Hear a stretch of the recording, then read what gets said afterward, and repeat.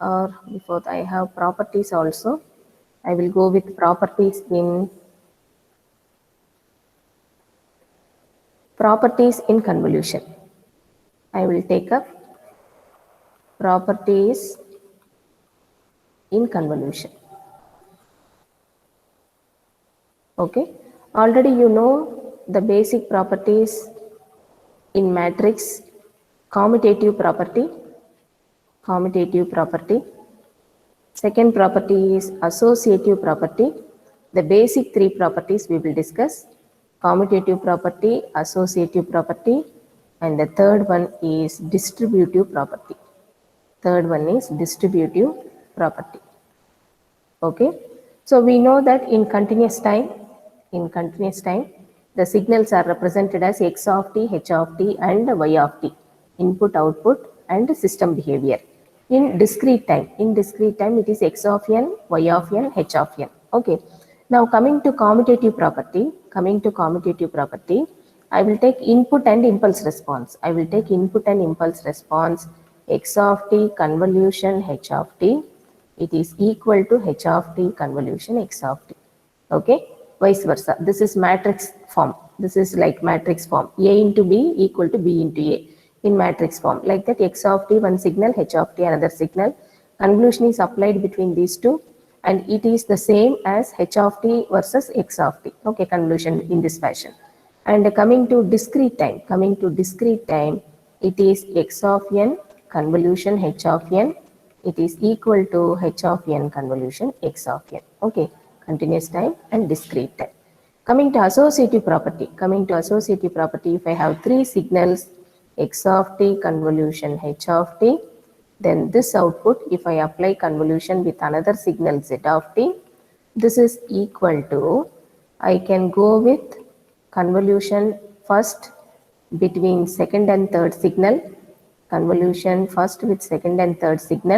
then I can come with the convolution with first signal. That output I can make convolution with the first signal. This is about associative property in continuous time, because t is there everywhere. This is continuous time. Okay.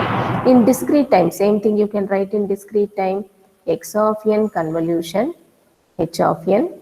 That output, if you make convolution with z of n, it is equal to, first you make convolution between second and third signal, h of n convolution z of n, That output you make convolution with the first signal. This is about associative property. Third one, distributive property. It is x of t convolution h of t plus z of t. It is equal to x of t convolution h of t plus x of t convolution z of t.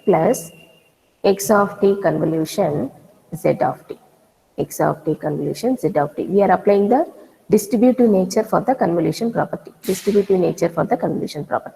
You write the same in discrete time also.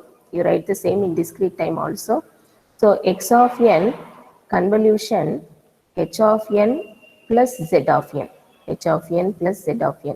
This is equal to x of n convolution h of n, okay, plus x of n convolution z of n.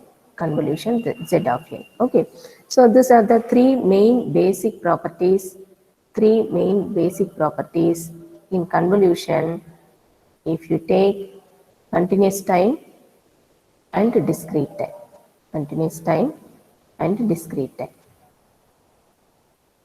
Okay, right side I have taken discrete time, left side continuous time. This is first property, second property, third property. Okay, three properties in convolution: commutative property, associative property, and distributive property. Wherever t is there, I am replacing with n, so the same thing can be applicable. Okay. Now I am going with linear convolution problems. In linear convolution. So two signals are given. 3, -1, 0, 4, 1. Okay, arrow mark indicates n equal to 0. If you have to draw diagram for the x of n signal, if you have to draw diagram for x of n signal, this is n, 0, next 4 elements are there, 1, 2, 3, 4. At origin height is 3. Okay, first element given is 3. First element given is 3. Arrow mark indicates that height is at origin. Arrow mark indicates that height is at origin. After 3 it is minus 1.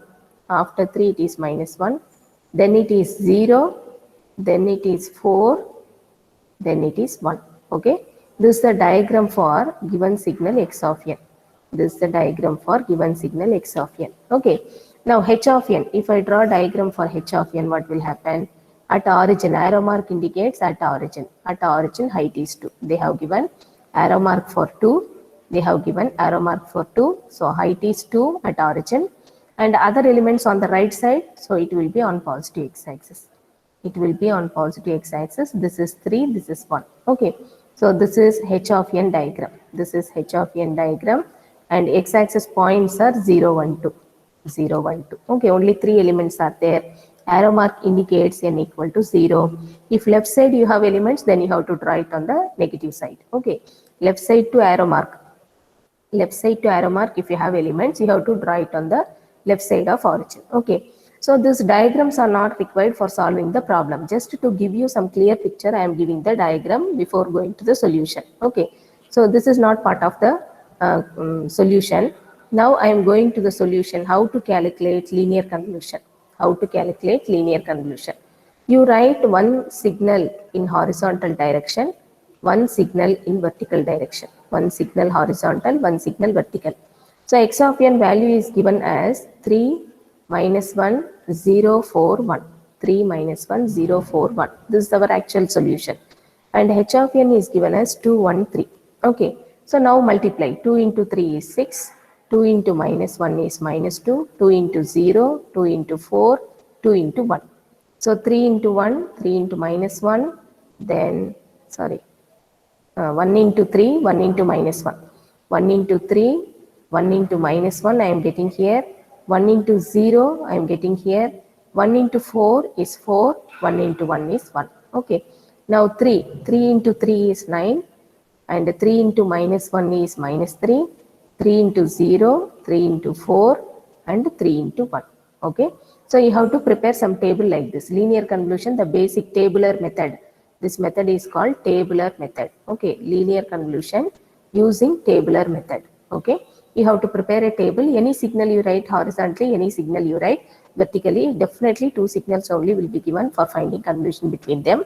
Generally, we don't go for 3 signals in our problems. Okay.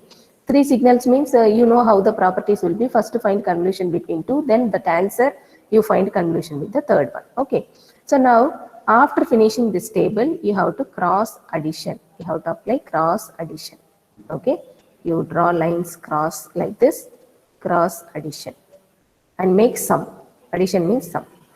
Okay. After making cross like this, now our output y of n is nothing but sum of the elements. What is the sum of the elements? Our output is nothing but first element is 6. Next 3 minus 2 is plus 1. 9 minus 1 is 8. 8 minus 3 is 5.